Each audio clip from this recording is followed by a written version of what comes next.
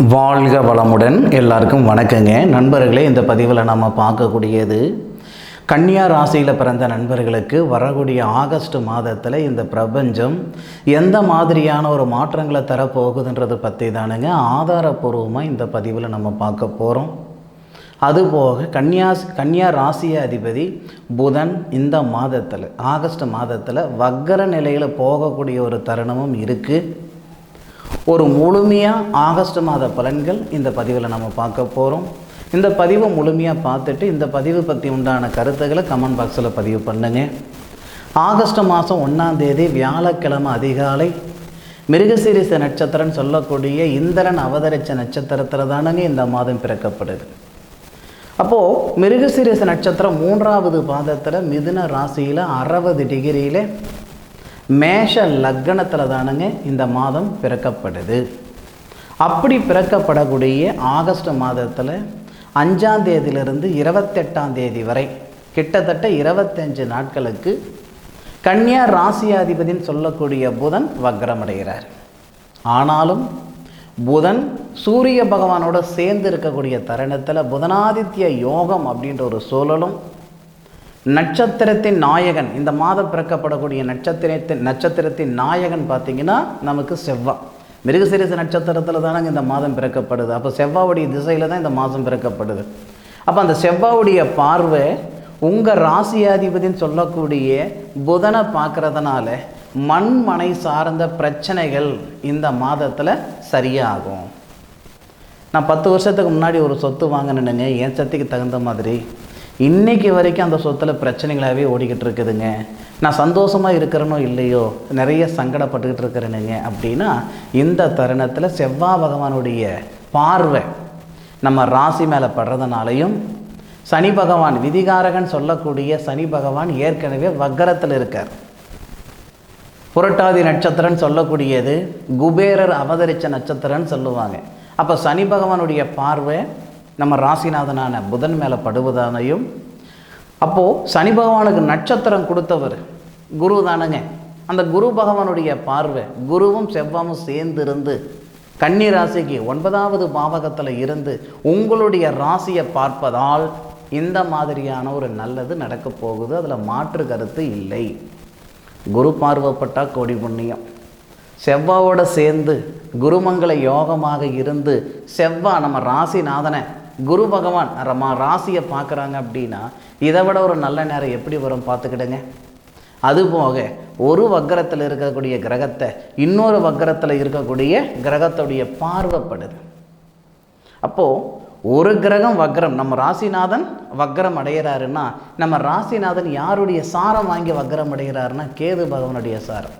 மகம் நட்சத்திரம் 3வது பாதத்தில் 229 டிகிரியில் அப்பேற்பட்ட கேது பகவானுக்கு வீடு கொடுத்துருக்கிறதே நம்ம ராசிநாதனான புதன் தானுங்க.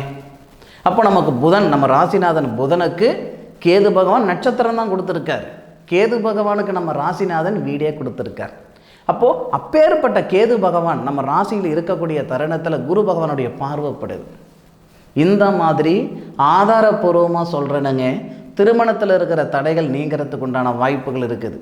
திருமணமாகி பல வருடம் ஆகிட்டு குழந்தை பாக்கியம் இல்லைங்க அப்படின்ட்டு பார்க்காத வைத்தியம் இல்லைங்க, பண்ணாத பரிகாரங்கள் இல்லைங்க, போகாத கோவில் குளம் கிடையாது, இது வரைக்கும் யார் யார் என்னென்ன சொன்னாங்களோ எல்லாம் செஞ்சு விட்டணுங்க, இது வரைக்கும் எனக்கு புத்திர செல்வமே இல்லை அப்படின்னு சொல்லி சங்கடப்பட்டு இருக்கிற நண்பர்களுக்கு, மன அழுத்தத்தில் இருக்கிற நண்பர்களுக்கு இந்த நேரத்தில் இந்த மாதத்தில் நிச்சயமாக புத்திர செல்வம் உருவாகிறதுக்கான நேர காலங்கள் வரதானுங்க போகுது.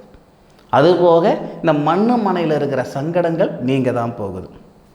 இன்னும் ஒரு சிலருக்குன்னு சொல்ல முடியாதுங்க, எல்லாருக்குமே சொந்த வீடு வாங்கணுன்ற ஆசை இருக்க தான் செய்யும்.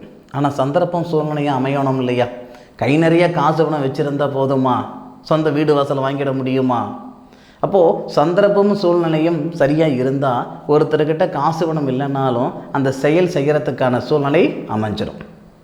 கன்னியா ராசியில் பிறந்த நண்பர்களுக்கு இந்த மாதத்தில் அதுவும் இந்த குரு பகவானுடைய பார்வை சந்திர பகவானுடைய சாரத்தில் இருந்து தான் நம்ம ராசியை பார்ப்பார். குரு நம்ம ராசிக்கு, அதாவது இந்த கன்னியா ராசிக்கு குரு 4வது பாத்தியத்துக்கும் 7வது பாத்தியத்துக்கும் சொந்தக்காரர் குரு. 9வது பாத்தியத்தில் சுக்கிரனுடைய வீட்டில் இருந்து நம்ம ராசியை பார்க்குறார். யாருடைய சாரம்? செவ்வாவுடைய சாரம், சந்திரனுடைய சாரம். ரோகிணி நட்சத்திரத்தில் 50 டிகிரியில் தான் நமக்கு குரு இருக்கிறார். அந்த ரோகிணி நட்சத்திரத்துக்கு அதிபதி சந்திரன் இருக்கிறார் இல்லைங்களா, அந்த சந்திரனுக்கு வீடு கொடுத்துருக்கிறது நம்ம ராசி அதிபதி புதன் தான். ஏன்னா சந்திரன் மாத தொடக்கத்தில் மிதுனத்தில் தான் இருக்கிறார். பார்த்துக்கிடுங்க, மிதுன ராசி யாருடைய ராசி? புதனுடைய ராசி தானே. அப்போது சந்திரன் அப்படின்றவர் செவ்வாவுடைய நட்சத்திரத்தில், செவ்வா அப்படின்றவர் சந்திரனுடைய நட்சத்திரத்தில், நட்சத்திர பரிவர்த்தனை. குரு அப்படின்றவர் சந்திரனுடைய சாரத்தில் இருக்கிறார். சந்திரனுக்கு புதன் வீடு கொடுத்துருக்கார். அந்த புதனுடைய வீட்டை இந்த குரு பகவான் பார்க்குறார். இந்த ஒற்றுமைகளெல்லாம் இருக்குங்க. கொஞ்சம் டீப்பாக யோசனை பண்ணி பார்த்தீங்கன்னு வச்சுக்கோங்களேன், சிந்திச்சு பார்த்தேன்னு வச்சுக்கோங்களேன், நான் சொல்கிறதுல எந்தளவுக்கு உண்மை இருக்குன்றது உங்களுக்கு தெரியும். இதனால் அந்த மண்மனையில் இருக்கிற சங்கடங்கள் நீங்கிறதுக்கும், இந்த திருமணத்தில் இருக்கிற சங்கடங்கள் நீங்கிறதுக்கும், புத்திர செல்வத்தில் இருக்கிற சங்கடங்கள் நீங்கிறதுக்கும் மேஜராக இந்த 3 விஷயமும் நிச்சயமாக நல்லது நடக்கும்.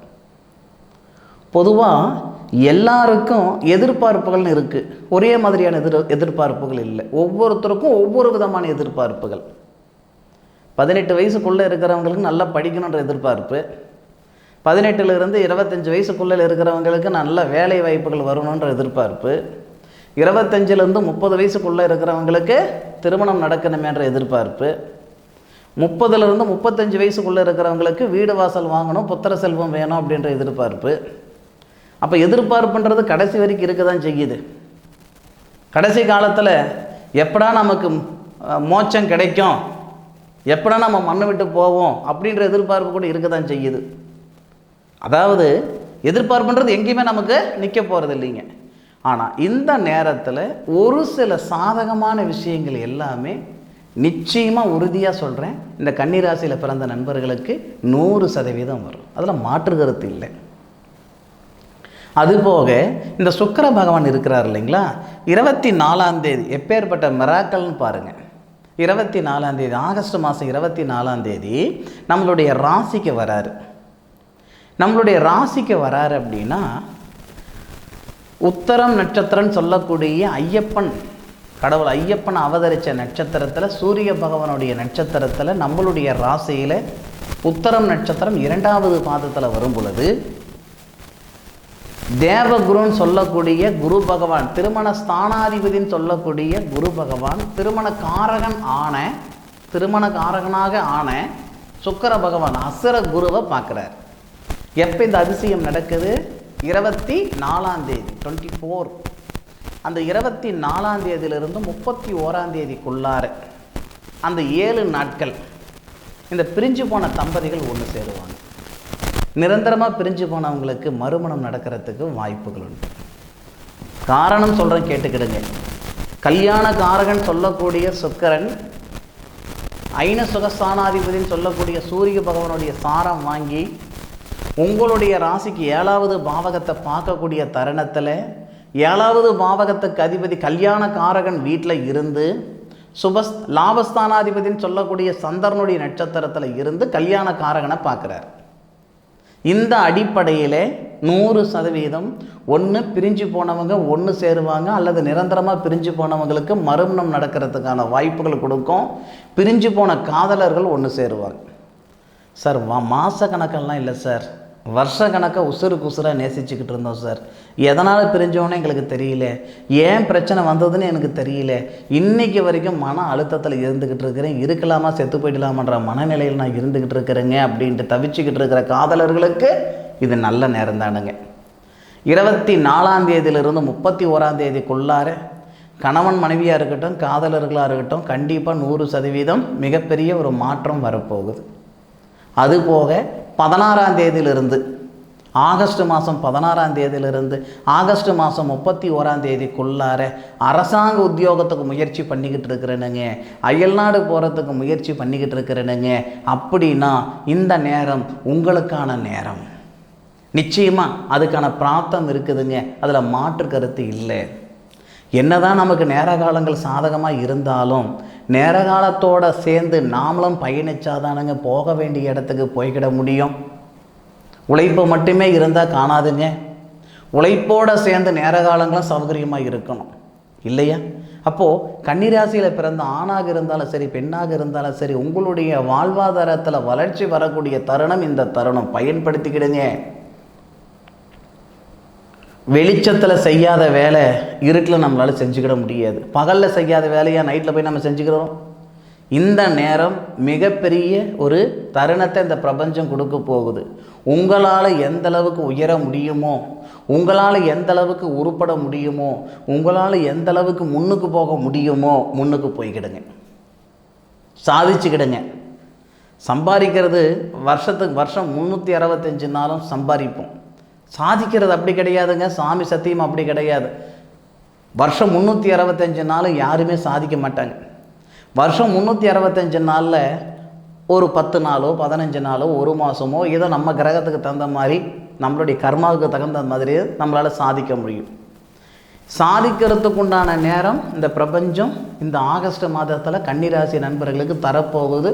உங்களுடைய ஜாதகத்தின் தன்மை அறிந்து, உங்களுடைய ஜாதகத்தில் இருக்கக்கூடிய கர்மாவின் தன்மை அறிந்து உங்களுக்கான சாதகமான தருணத்தை இந்த பிரபஞ்சம் கொடுக்க போகுது. பயன்படுத்திக்கோங்க.